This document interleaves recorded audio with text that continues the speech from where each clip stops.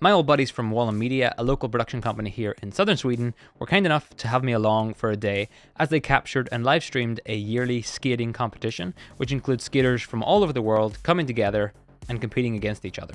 So let's take a look behind the scenes of the gear and the people involved in putting together a 6-hour live stream using operated cameras, PTZs, live graphics, and replays. The brains. At the center of the whole system here is vMix, and in fact there's multiple vMix systems all working together at the same time to produce this complex stream. First up is this rolling case here with a beefy vMix machine and a Decklink Quad 2 for up to 8 incoming video signals. Urian here is running the whole show, and he's jumping between all the main cameras, the stingers, the recordings, and he's streaming and recording that output as well. Above the main production PC in the rack is a 20x20 smart video hub. All the cameras from around the venue and all the sources are coming into this video hub and being sent out of this video hub to other computers and monitors. Cameras. There's a total of 8 cameras being used for this whole show here. We have 2 operated cameras with Emil and Dennis running those. They're right in the middle of the crowd and they're getting a great view of what's happening from an audience perspective. Having 2 operators here means they can follow 2 skaters independently, and as one skater falls or finishes their run, the next one will drop in, so having the second person ready to go and cover them is important for the coverage. In addition, there's also PTZ cameras and static cameras for wide shots and safeties, and for grabbing interviews between the rounds. Replay.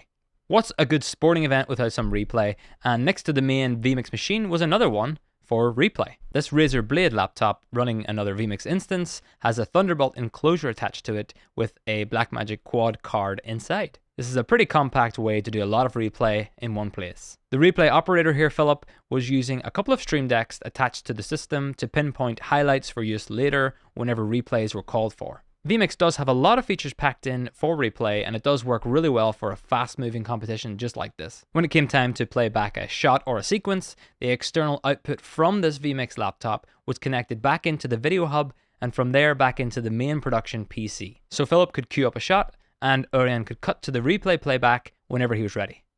Graphics. Graphics for a production like this come into play from all different angles here, from keeping score to displaying the player stats, or maybe even just running the countdown clocks. Carl here was sat at another vMix computer, again a Razer laptop, and he had all the graphics ready to roll. These were assembled in advance using a mixture of Photoshop and the graphics title editor built right into vMix. In the vMix title editor, you can build fairly complex graphic setups. Once you kind of get the hang of the UI, you can use data from external sources as well to fill up these graphics, so it's a perfect combination there. For example, in this use case, the judges were keeping score of the skaters in a Google Sheet doc that was being synced, of course, and Carl could grab that information and pull it into vMix. Now, since this data is being held in real time in Google Sheets, he could show scores and leaderboards and other messages that needed to be shown right away without much hesitation at all. Even cooler here is the use of location flags for each of the riders. Again, these flags were prepped in advance, but in vMix you can set up the incoming data source to use an image instead of the text. So the flag images would pop up instead of the country letters that were in the data. And as you'd expect these days, a Stream Deck with Companion was used to trigger and recall all of these graphics. NDI was also used here between this vMix PC and the main one. Since vMix supports NDI with Alpha, you can send those clean overlays over to the main production PC and overlaid on top for the live stream and record. Carl here was also in charge of video playback, things like adverts and mid-rolls, so that was all sent over NDI as well to the main PC and brought on air over there. Monitors. The venue had plenty of monitors all over the place, and these were also fed by that smart video hub from before. Using the external output on vMix, a video could be sent into the video hub and then sent to all the monitors connected to it, so everyone could see the production most of the time. Being connected up to these monitors from a production point of view is really handy from the control room, because then you can show the program feed or an important message like starting soon or there's a problem, whatever needs to be shown on that screen.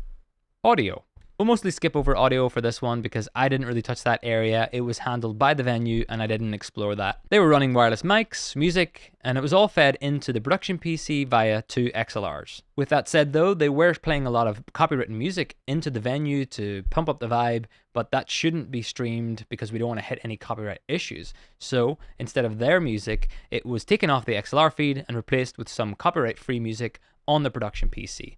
A few other things. To keep all the people in sync, they use this Hollyland T1000 system, which works wirelessly around the venue, and you can pair multiple units together for even more team members. And they also rigged up this nice little GoPro with an overlay just for fun. It gives that behind the scenes look.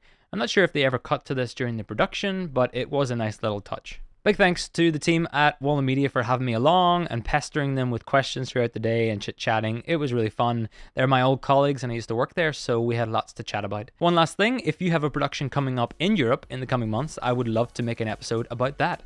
I'm all set up for traveling around, ideally in Northern Europe, but let me know in the comments or via the website and we can figure something out.